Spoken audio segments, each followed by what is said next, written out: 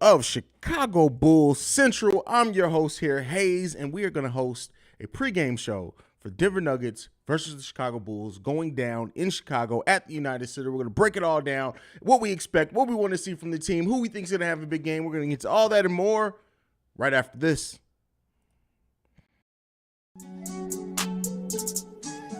You are now tuned in to Chicago Bulls Central, your number one place for all Chicago Bulls news and content.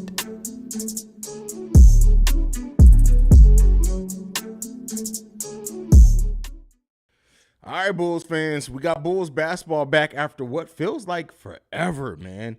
This has been the longest stretch that we've gone without Bulls basketball since the season started. So this is going to be interesting to see how the Bulls come out, right? They don't have the excuses of coming out flat, things like that in this game. They're going to have to come out and play well. And as I said on the prediction show, the Bulls are going to have to execute in every facet of the game tonight. There's just no other way around it, no excuses for it.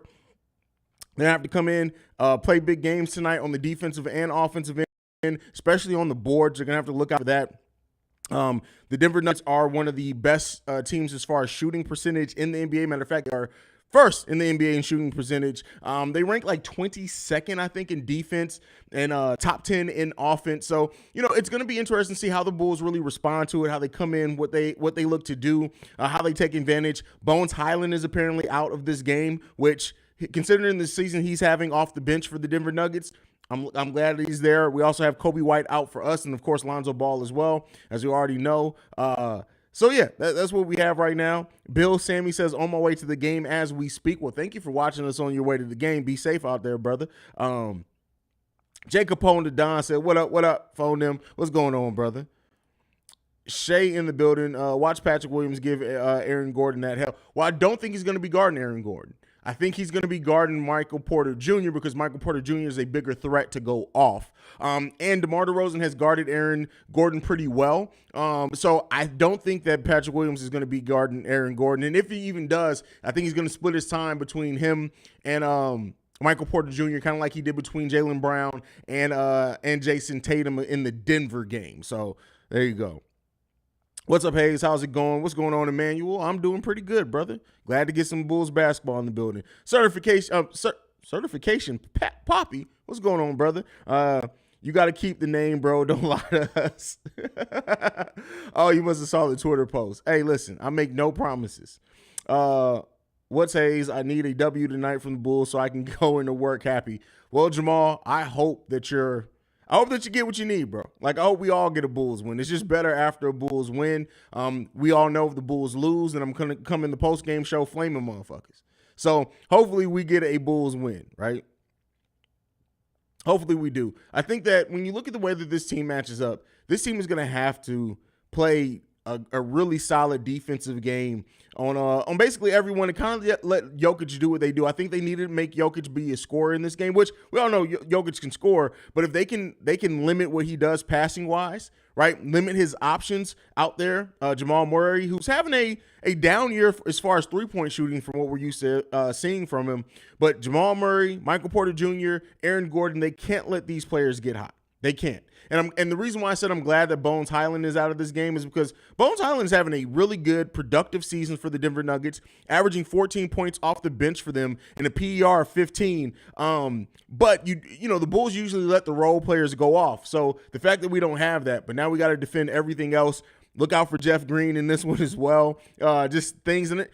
This is also a team that, while he hasn't been playing to the level of how Andre Drummond has for us, DeAndre Jordan really has been playing efficiently for the Denver Nuggets off the bench. So, this is two teams that are going to have centers in there that can do things the whole game. So seeing how the Bulls respond to that, seeing how they react to that is going to be real key tonight. Like I said, this is going to have to be a game where the Bulls are locked in on both sides of the ball, because if they're not, if they come out with a slow start, things like that, it can get real ugly for the Bulls.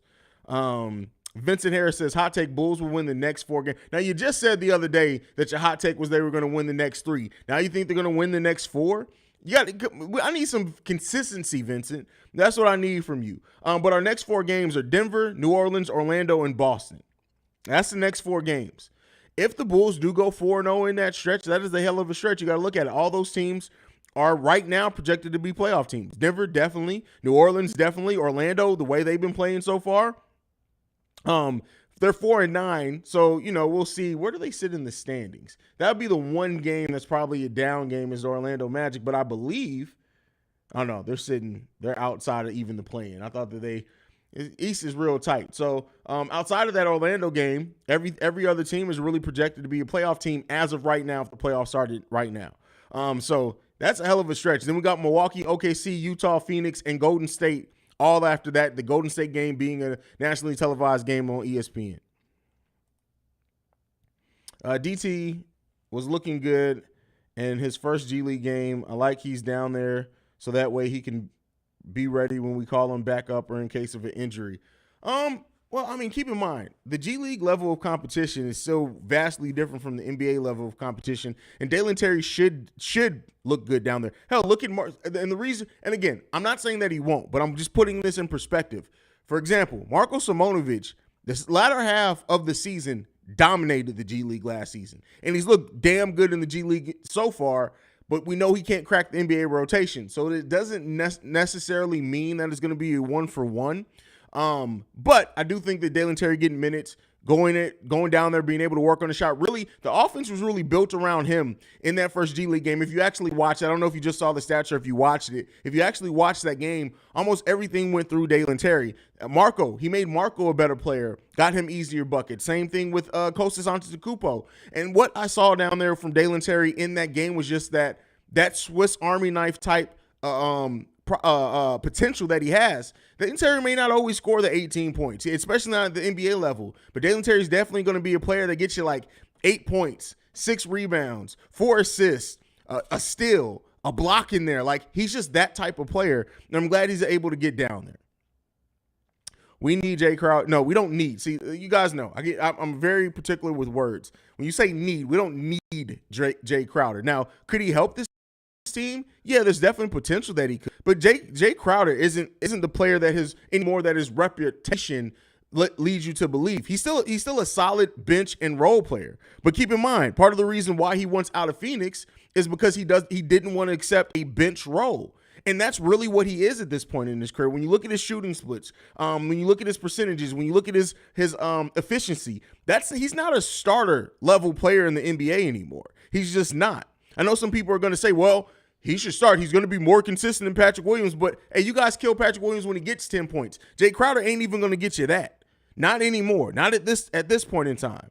So, not to say that I disagree with the we need. We can definitely use him. But even then, Jay Crowder still only a 6'6" power forward. We all talk about small ball all the time, right? It doesn't eliminate the small ball portion of our game. And he doesn't provide the three-point shooting that I would want to see the Bulls bring in. But again, not to say that he's a bad player. Will he definitely be more useful than somebody like a Tony Bradley? Yeah. But the Bulls aren't going to trade for Jay Crowder.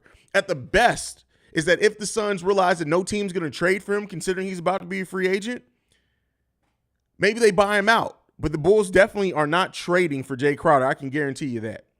Shay, don't you love it when you trade for a player that is just a throw-in and then that ends up being your best player, kind of like Javonte? He wasn't your best player. But, I mean, if you mean the best player in the deal, yeah, I mean, he was just the throw-in in that deal. And he's far exceeded anything else that we got in that trade, and he's the one that stuck around. Chi-Town Javier says, still pissed about that Bears game. Bro, you and me both. That Bears game had me so frustrated, mainly because there was so much hope in that game, right? And it got snatched away. Snatched away completely. But nonetheless, it happens. It kind of is what it is there. At the end of the day, this team's going to have to perform. The Bears are going to have to perform. They're going to have to. And this season was never meant to be about wins. It was about development. And Justin Fields looked damn good in that game. But we're here to talk about the Bulls. Let's focus on the Bulls.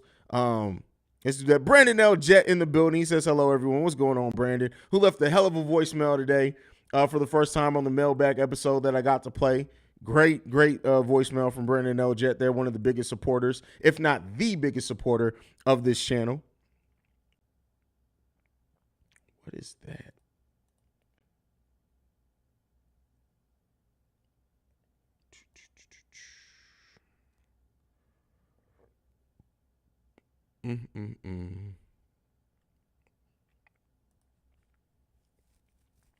Do you think Bulls will make playoffs? Yes. Period. Yes. How would you feel if Laurie becomes an all-star and Levine, Debo misses out? They're not going to both miss out. And I don't give a fuck. Laurie isn't a Bulls player anymore, and he wasn't going to be a Bulls player. I don't get into the thing like I think sometimes as sports fan we do this thing where it's verse this, and we compare these things when it's a completely different situation. Laurie went to a team with no expectations, and he was kind of the Javante. Laurie was a throw-in in that deal. He was there to make what they wanted was Colin Sexton in that deal. So, it's cool. He's playing great, and shout out to Laurie for improving his game. Let's see if it sticks through the whole season, but I wouldn't feel any way. He's not a Bulls player. I don't give a damn. Justin Shelton says, what up, Haize and chat? What's going on, Justin? Brendan Eljet, I was nervous as fuck in that voicemail. I don't know why, bro. This is talking to family at this point. I know this is old news, but when we play the Milwaukee Bucks, I just want to bro, come on, get off this. We don't even know if they're apparently shopping Grayson Allen, so we don't even know if Grayson Allen's going to be there anymore. Of course, the Bulls going to make the playoffs as a 4th or 5th seed. They definitely have the chance to be a 6th seed as well. I like to be realistic, but they do have a chance there. Trey Miller, no, he's not. That's stupid. He's not a bust at all. That's dumb. I know I give Zach a hard time, but let me ask, does Zach's 30-plus point per games have the same kind of team impact as Giannis' point per game? It feels like Zach's overall performance doesn't. No, that's stupid. That's a bit harsh. But no, Zach, you can't have a 30-point game and doesn't say that it impacts. It's still a team sport. And at the end of the day, the Milwaukee Bucks have a better team built around Giannis, period. Now, Giannis is a generational player. So to compare Zach LaVine, who is not a generational player, Zach LaVine is just a damn good player. Of course, Giannis should have a bigger impact because he's a generational type player. So yeah, there's tiers, right? There's tiers to things. And Giannis is just the caliber of player that Zach LaVine is not, period. I don't think anybody in fairness would dispute that. Zach LaVine is not the caliber of player that a Giannis Antetokounmpo is. And that's because of both sides of the ball. So it's not just the fact that Giannis drops 30. It's the fact that Giannis also plays amazing defense. He has a better team around him. Things like that. That plays a big part in there as well. Again, this is dumb as fuck. This is honestly stupid. Like, I'm sorry, Trey Miller. I know you're around here a lot, but this is dumb. This is literally stupid.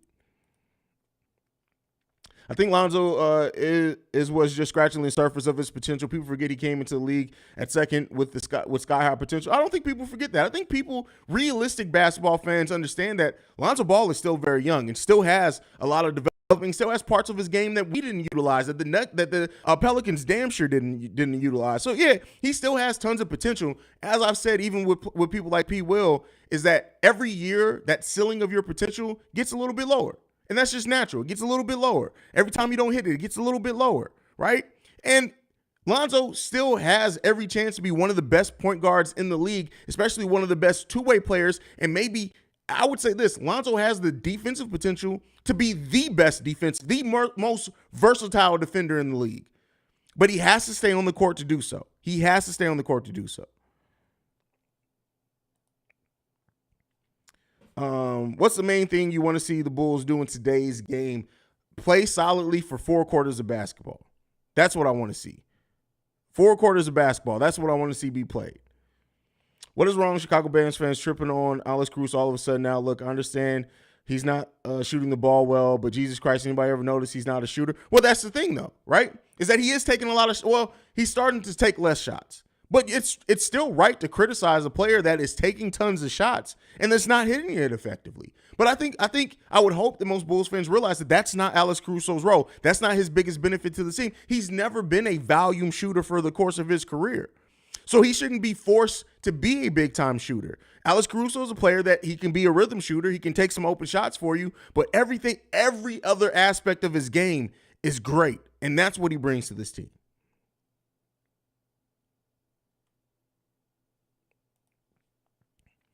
Bulls need to keep their composure regardless of the rest, move without the ball, rebound, and play solid defense. That's what they need to do this game. Yeah, for sure.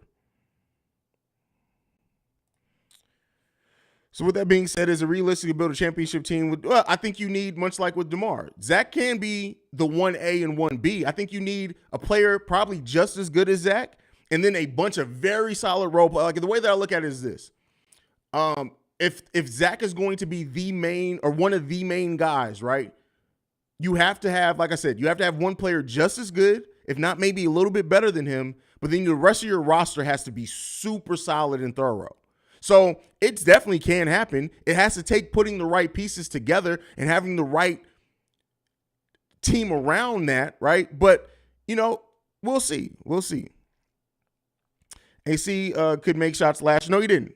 No. See, this is where sometimes as fans, right? And this is me too. I'm not just saying this to you. This is everyone. We got to look at things realistically. We so much so talk through things honestly out the side of our necks and at being in a place of reactionary.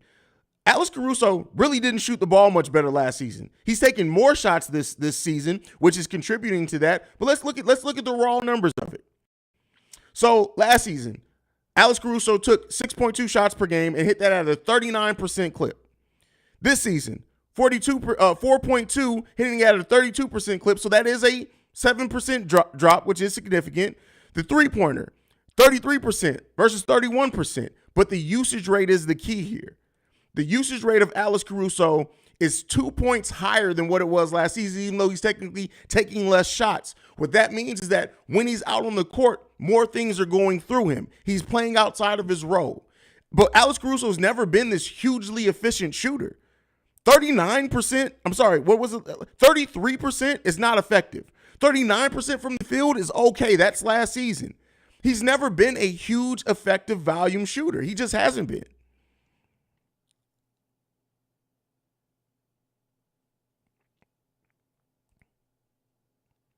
Haize, who would you say on the Bulls is the most out of place, and who would you replace them with? I mean, technically, a lot of players is playing out of what is probably a more natural position for them. I really don't know, bro. Give me some time to think on that. Playing most out of play. Patrick Williams is definitely up there because I think when you look at, but Patrick doesn't realize it yet either. Like, Patrick is a point forward that's not playing point forward. And I think once he starts doing that, we'll see. I've said it before. I've given the stat a lot. When you play through Patrick Williams and he gets double-digit touches, he averages 18.7 points per game, 6 rebounds per game, and 4.5 assists per game. I have that in my head. That, when you think about that, right? And that's what fourth overall picks usually get. So basically what we're saying is that what we have seen by the statistics, if you play through Patrick Williams, he's going to get you close to 19, 6, and 5. That's what most people would expect from a fourth overall pick. But the difference is he came into the team. Offense wasn't built around him at all in his rookie season. He was learning. He then switched positions in his second season, which I think people overlooked as well, even though I think Billy Donovan uses the power forward similar to how most coaches use the small forward. But that being said, still switched positions. Then got hurt, only played in 17 games or so. Still is getting used to that. And yeah, he did regress at the beginning of the season, but he's starting to get back to that. So I think if P. Will went to a team that wasn't trying to compete, like for example, if P. Will went to the Bulls 2 years earlier when they were just straight rebuilding, minus Jim Boylan, I think we would see a completely different P. Will by now because he would have been forced to have the ball in his hands.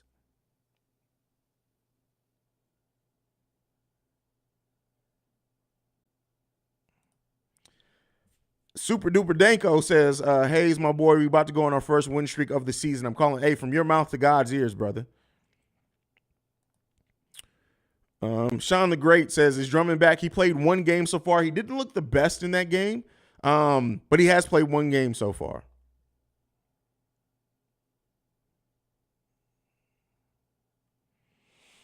Listen, Shay, stop with the guarantees, bro. Just say, hey, I think that they'll buy him out. Stop guaranteeing. You don't have the basketball acumen to be guaranteeing stuff, bro. You just don't. But with that being said, have you seen Harrison Barnes play this season, though? And it could be that he's just not motivated because he's not on a team that's really expected to do much, right? But Harrison Barnes is not playing good this season, bro. He's playing okay. It's not terrible, but he's not playing great. Harrison Barnes, in 11 games played so far this season, is shooting 40% from the field, which is down 6% from last season, 21% from three, which is down 18% from last season. He's only taken 1.5 shots less per game. And he's averaging 11 points per game where he averaged 16 points last season. Harrison Barnes isn't playing great this season. He's playing marginally okay. Now, as a bench player, it's completely different. But he's a starter putting that up. It's not too good, man. It's okay. But he does seem like Harrison Barnes is starting to regress some.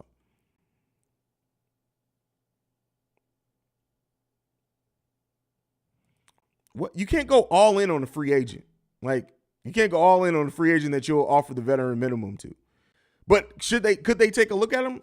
Possibly. But at this point, I don't think that they will. A long break after the hardest and most grueling schedule in the league. Finally got a few quality practices in. My expectations have risen, as they should. As they absolutely should. Shea worse than Chuck with the guarantees, but I applaud the homie's confidence. That's from Brandon. That's crazy. No, we can't, because again, you still have to play. Like, do you remember last season when, the things started going, like, it's a trend. Now you can work yourself out of a trend, but no, you still compare it, because what happened last season versus this, that's how you start off, right? You guys were definitely doing it to Zach. So no, you still compare it. Now, that doesn't mean that the player can't work themselves out, but that drastic of a leap, we're not talking about being off, and this is a veteran. So this isn't somebody you like, oh, well, they just need to start and get warm. The point of veterans on teams is that they come in ready to go. So no, you still compare it to that. With the aspect, that's why I did say with 11 games played so far.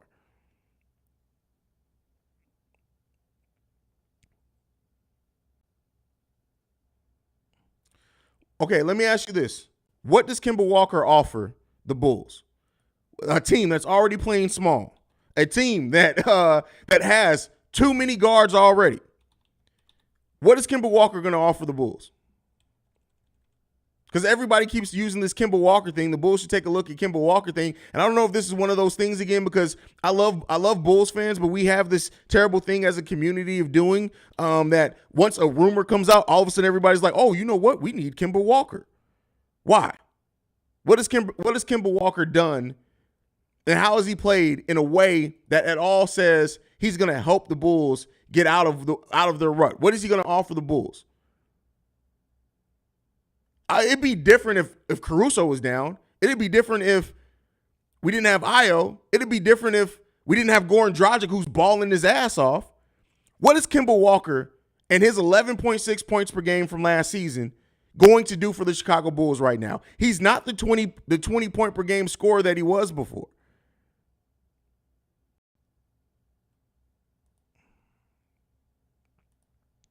I actually have a whole episode on that, brother. The mailbag from Saturday, somebody asked that question. So, Juan Miller, Haize, what's your thoughts if the Bulls got Ime Udoka? They're not coming off Billy Donovan this season. It's not doing it. The Bulls aren't doing it. It's not happening. Because keep in mind, this not front office, this ownership is cheap. You still have to pay a coach their full salary when you cut them. There's no way that they're going to pay a full salary for two coaches right now. They're not going to do it. Not when there's only a year left. Now, if the Bulls, for some reason, let's say they lose the next 15 games, is there a chance then? Absolutely. But I don't think they're going to play that bad. Kemba Walker, bro? No. How about DeMarcus Cousins can't play the 4 at this point in time? We got Drummond already.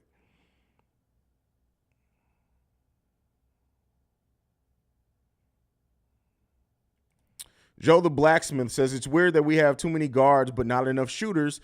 That might be the worst dynamic of this team. Yeah, the shooting is weird for a couple of different reasons, right? Io's three-point shooting has improved drastically this season. But you have Zach, who should also be a shooter. We definitely need more shooting on this team for sure.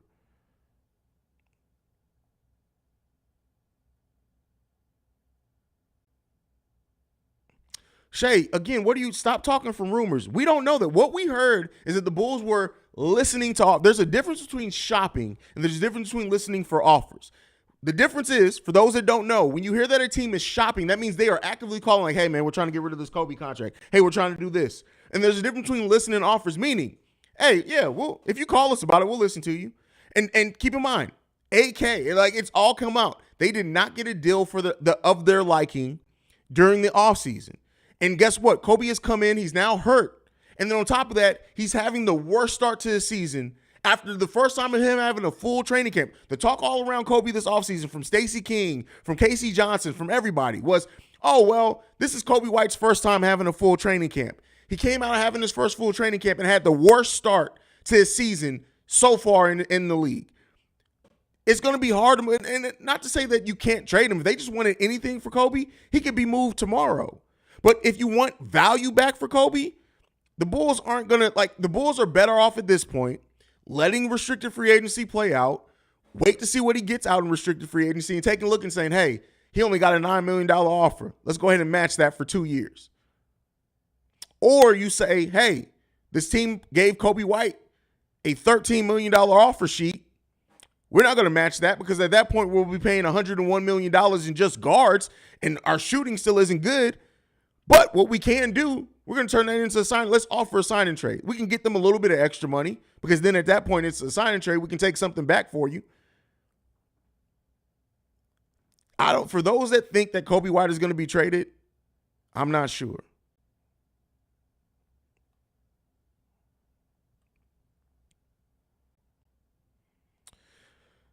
Yes, no. So 2023 is this upcoming draft. We don't have our pick. We owe our pick to the Magic in our upcoming draft, but we do have Portland Trailblazers pick if they make the playoffs, which as of right now, they are a playoff team. That's why we should be rooting for the Portland Trailblazers. As of right now, the Portland Trailblazers are the third team in the Western Conference with only 13 games played. But if they, we don't even need them. What we really should be rooting for is that the Portland Trailblazers make it in as the 8th seed, because if they do make it in as the 8th seed, that means that we're going to get the highest right outside the lottery, but we still get that pick. That's why I don't think they're going to trade that pick. This is a good choice of words, Drew. Bushell, Ime Udoka would be a real hands-on teacher that we need. Well, part of the reason why he got in trouble and he's not coaching right now is because he was too hands-on. And I don't think this Bulls team is going to move, just like with the controversy with the Nets. And the Nets have an ownership group in Joe Tsai that really just this offseason said, fuck you to the players' empowerment movement.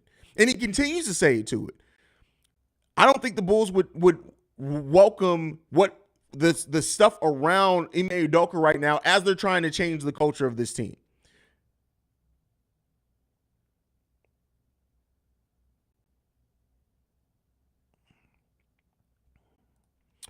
Austin says, how many total picks? We just got the one, possibly the Portland pick, and that's it. We don't have any second round picks, so either we're going to have the Portland pick or we're going to have no picks this draft.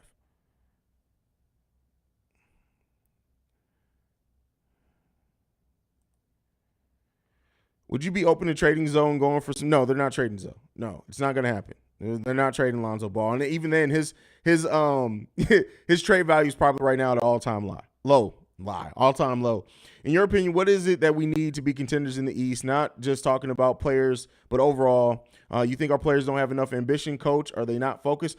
I think they have to. We've seen from this team, when they are locked in, can be a top 10 offensive and a top 10 defensive team. And now with this bench that they have, right, I think they could potentially be a player taking a leap or acquisition away from being a contender, but they have to keep up that defensive intensity, and we haven't seen them do that consistently yet.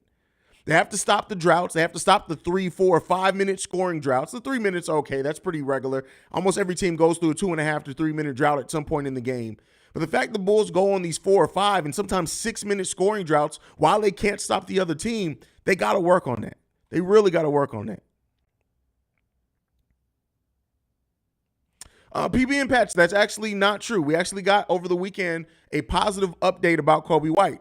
It seems like now, whereas before Kobe wasn't even close to coming back, it seems like now at this point, Kobe White's just dealing with some discomfort, kind of like what Andre Drummond was, but the thigh is healing. It's not as tender as it was before. So we did get a positive update on that over the course of the weekend.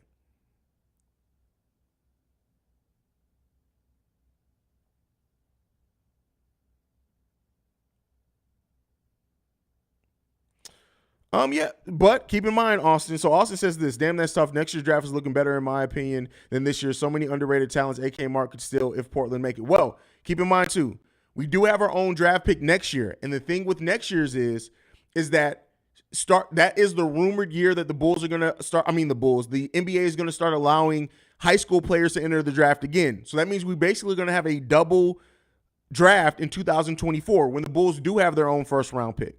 Because at that point, you're getting the one and dones from college, but you're also getting the high school players.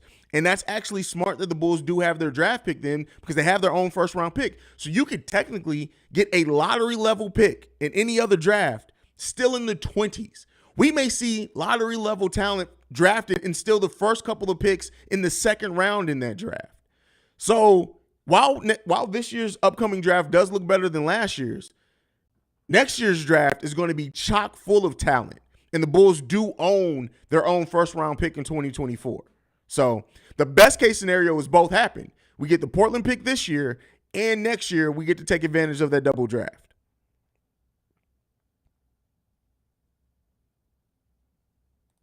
Brandy Nicole says they need to be efficient and close teams out. Absolutely. Absolutely.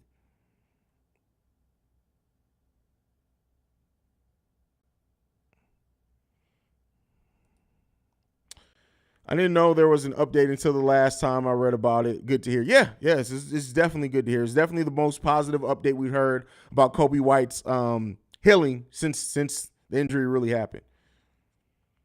Thad Young is just sitting on the bench in Toronto. Well, no, he's playing. I mean, he played against us. I don't watch very many Toronto Raptors games, mainly because Toronto Raptors fans are literally the epitome of hell. But, I haven't even talked about the Toronto Raptors yet on NBA Central, just because Raptors fans are literally fucking trash, bro. Like, they're literally the Drake fans of basketball, and it's so funny. They're just idiots, but nonetheless. I asked, I already said this. No, I don't think Kobe White gets traded this year. I don't think he gets moved this season. I think they're going to let it play out in restricted free agency.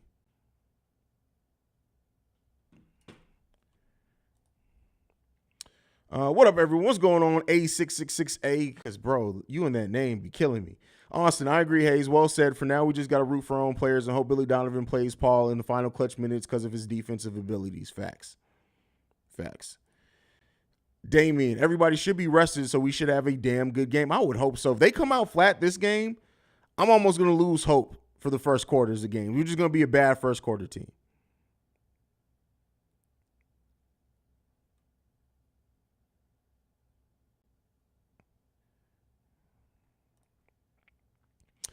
Jamal, another step in P. Will's growth will be when he realizes that attacking his man on offense will make it easier for him on defense. Great point there, Jamal. I think he's starting to realize, we're starting to see P. Will just be a smarter player, right? And that aggressiveness is naturally coming from being a smarter player. I think so much as Bulls fans, we focus on terms like he needs that dog, right? He needs that dog. We need P. Will to be aggressive. When really, I think in this, when you have the basketball IQ, when you know, hey, if I go up there and get this rebound, I literally can jump right back up and put it up strong, and I'm probably going to get the foul if I don't get the bucket, right? That's also an intelligence thing. As P. Will's intelligence level grows with the game, I think that other thing that we want to see from him is going to start being pretty solid. What's your issue with Drake? I mean, I don't have an issue with Drake. I have an issue with Drake fans, which I clearly just said. And that is because Drake fans aren't hip-hop fans, tend to put Drake in conversations hip-hop wise that he just doesn't belong in. And Toronto Raptors fans do the same thing with the Raptors because they won their one title. You can't deny what Drake did as an artist, but as a rapper, as an MC, Drake ain't it. Yulia, hi from Australia, Haize. Excited for today's game. I really hope I can come to Chicago next year to watch it in person. That's my dream at the moment. I really hope they don't change the team too much. I love our guys. Well spoken, Yulia. Well spoken.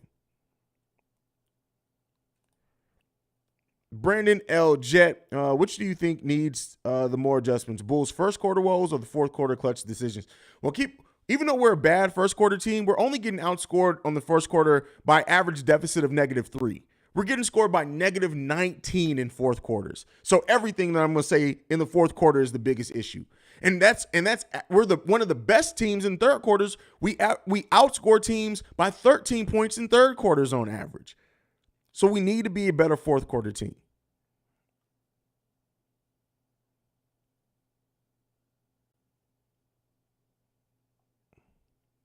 Mike, Dalen Terry going to realistically make any impact this season? I don't know. I go back and forth on it all the time. I really don't know, bro. I really don't know.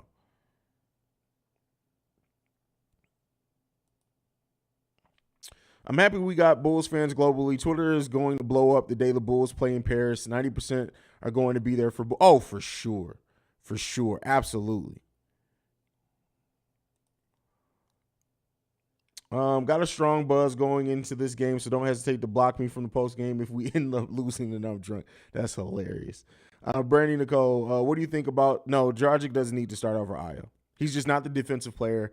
And the part of what makes Dragic so potent is he's playing against bench players. So no, Io needs to continue to be the starter, in my opinion. Haize, do you think the Bulls would have kept Wendell Carter Jr.? No. Would have or should have? They wouldn't. It wasn't going to happen. Wendell Carter was not performing here. This team was trying to make moves to get this team to be a surefire playoff team. And keep in mind, I think people forget too, the Bulls would have made the playoffs that first year that we traded for Vooch had Zach LaVine not gone down with COVID and was out for like 19 days with COVID. It was wild.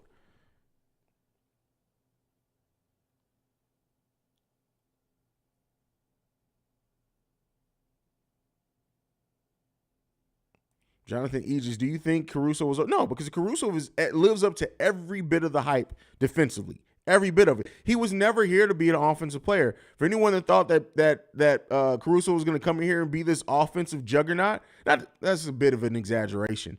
But for anybody who thought he was going to come in here and be this offensive player, that was never what he was brought in here for. That's just not what he was brought in here for. I mean, Happy Dalen has a great mindset as a rookie. Other rookies would have acted a different way. He is a dog, and I can't wait for him to be ready to go.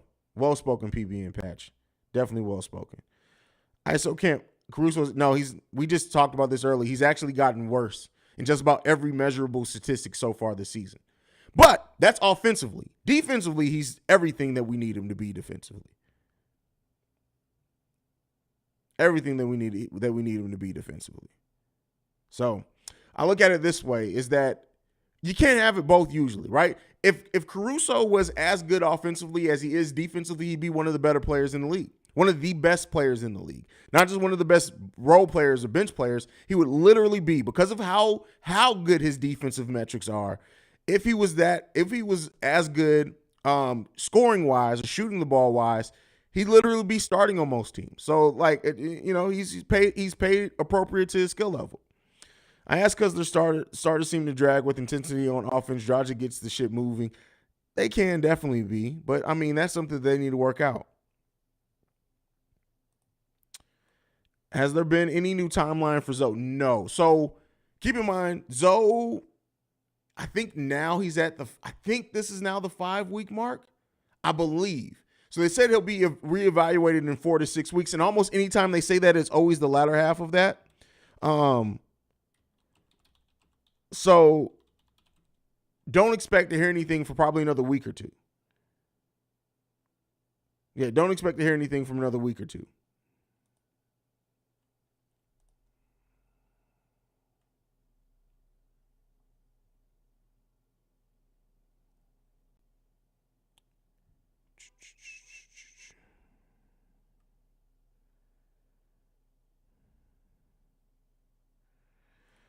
Juan Miller asks, can Marco play? Oh, he plays the 4 in the G League because he plays next to Kostas Antetokounmpo at times. He can definitely play the 4 in the G League, and I think he can play some 4 if he gets his defense together in the NBA as well.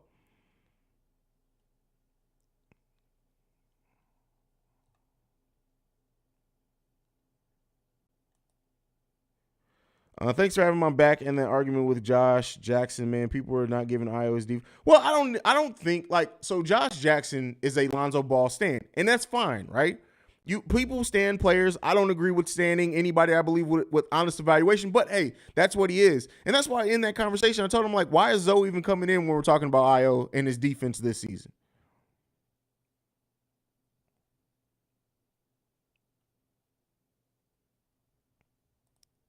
He's going to have to play a few. No, he's not going to play any. Lonzo Ball won't play any G League game. Now, you may hear, much like with Patrick Williams last year, before he returned to injury, he was assigned to the G League just to get some practices in while the team's traveling. But Lonzo Ball is not playing any G League games. He's not playing any G League games.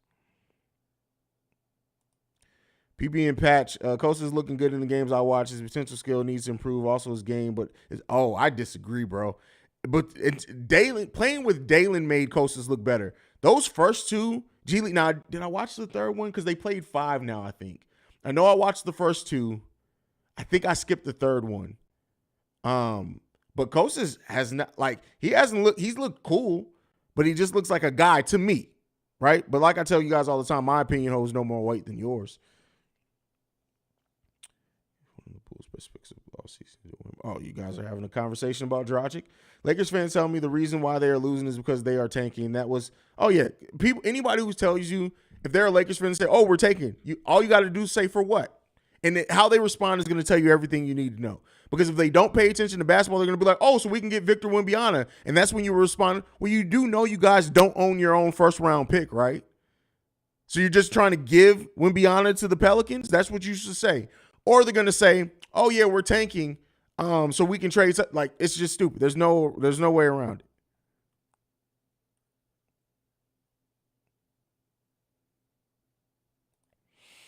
Dalen Terry is going to be with Michael Carter Williams. No. What are you talking about? They're completely different players. Michael Porter Jr. is the player he was supposed to be, a high-level scorer. Dalen Terry is not supposed to be a high-level scorer. He's supposed to be a player that plays with that dog and probably an elite defender and a player with great playmaking. But Michael Porter Jr. would – oh, you said Michael Carter – my bad, bro. I need to read better. Michael Carter Williams, I still disagree with that too because I think Dalen Terry has way more offensive upside shooting-wise than Michael Carter Williams, but I can understand what you mean with that. Here comes Marvin with his long-ass, thoughtful-ass comment. Okay, guys, we are rested. We should be prepared. We should play a good game tonight. Just for the record, these are the games that show our true colors, guys. Another team, we need this one. There you go.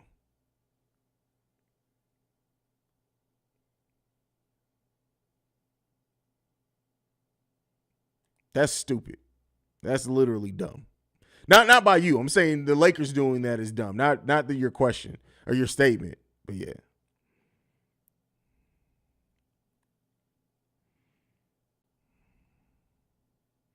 Brandon L. Jet, I hope Vooch really takes it to Joker on offense.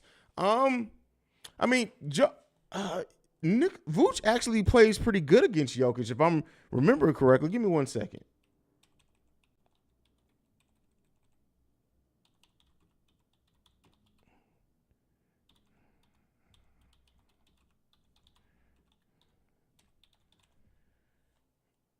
Let's see.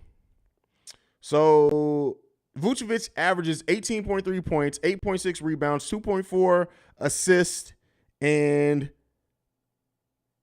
right at a block a game against his 9 games he's played against Nikola Jokic so far in their careers.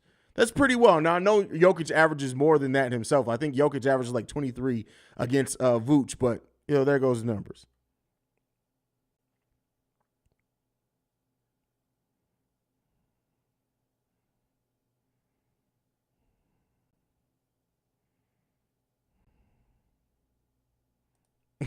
My boy Marvin used every word possible on these chats. Listen, Marvin be preaching, bro.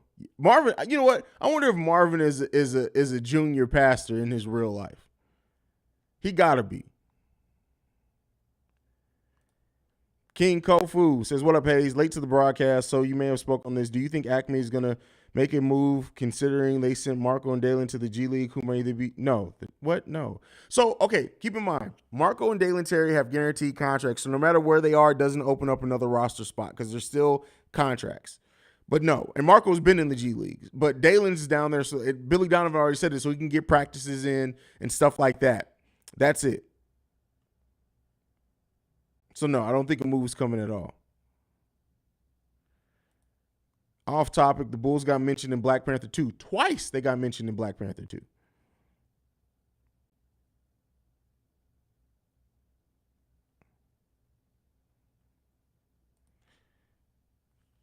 Yeah, I mean, Billy Donovan alluded to that. He's going to go up and down. Jamal, you talk about, both of y'all. Listen, You saying that is like you and Marvin pointing at each other with the Spider-Man meme, right? Y'all both be talking the whole 3 minutes. Every bit of it. Every bit of it. Like every single bit of it. Both of y'all have mini podcasts on my podcast. But listen, and I fuck with y'all because the content be on point. It be well thought out. It be on point. So keep sending them. But both of y'all long-winded as hell, brother. Both of y'all long-winded as hell.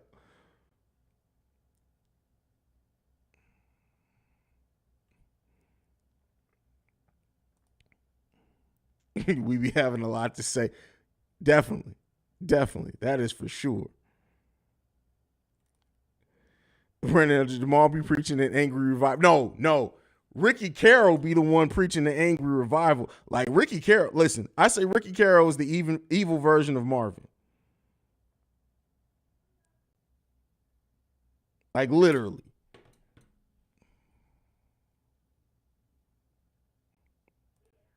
Fucking trash. That's what the Atlanta series finale was.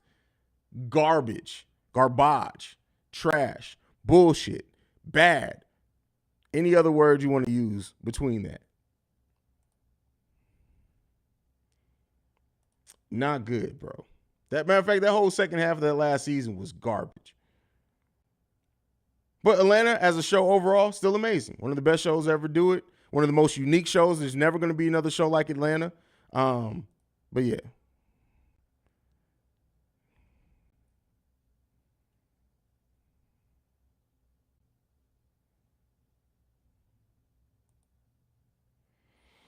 We need that Marvin versus Angry Ricky interview. That's funny. You will never see them in the same place at the same time. Can we sue the ball in our 251 million guys instead of Debo at the end of the game? What? Can we sue the ball in our... Oh, gotcha. Can we sew the ball in Zach LaVine's... My brain. Listen, it's been a long-ass day. Long-ass weekend. Listen, I still think it should be through Vooch in crunch time. That's just I think it should be through Vooch in crunch time.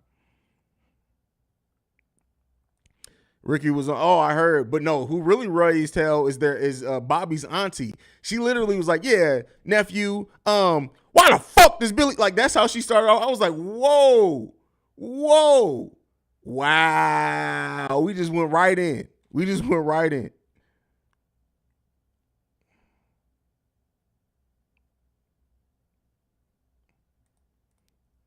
See, that makes more sense. Listen, I figured it out. My brain's a little slow, but we figured it out. And first of all, Zach is, 215 mil. Listen, typos, man, it happens, bro. You're going to have typos too, Laxus Garza. Leave Brandy alone. Don't be messing with Brandy.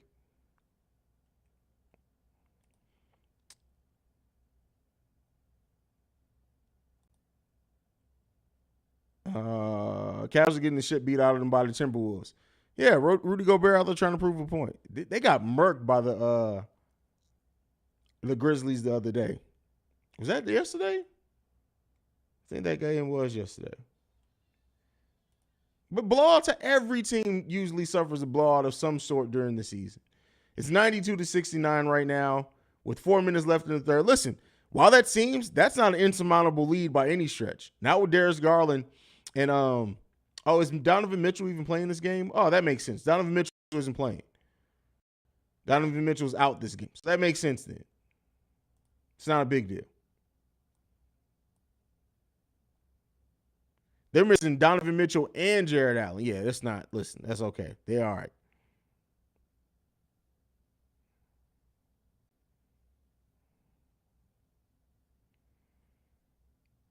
What the fuck is Tony Bradley doing at the end of the bitch?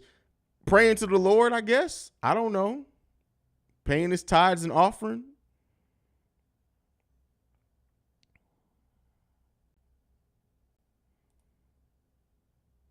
Markayil? I got a feeling someone is going to get a new son tonight. Hey, listen, from your mouth to God's ears, brother. But that's all right. I'm going to go ahead and shut it down. We're going to get ready for the game. I will be back here for the halftime hangout. Make sure you guys are tuned in. Hit the subscribe button if you're not subscribed. We're still trying to get to 10,000 subscribers by my birthday and Brandon's birthday on December 5th. Right now, the channel sits at 9,241, which means that we gained 5 subscribers during the stream. So thank you for that. If we can get to 9,300 by the end of today between the 2 streams we got left to do on the channel, I'll give away a Chicago Bulls Central shirt. But that is it for me for today. Well, for now, I'll see you guys at the halftime hangout. Go Bulls. Love you guys. See Red. Peace, y'all. I missed the whole thing on that. Make sure you follow the show at Bulls Central Pod. You can send us any feedback, questions, comments, concerns, bullcentralpod@gmail.com. Lastly, if you want to leave a text and our voicemail for our mailbag episodes, the number to do so, 773-270-2799. We are the #1 spot for everything Chicago Bulls related because of you guys. Peace, y'all.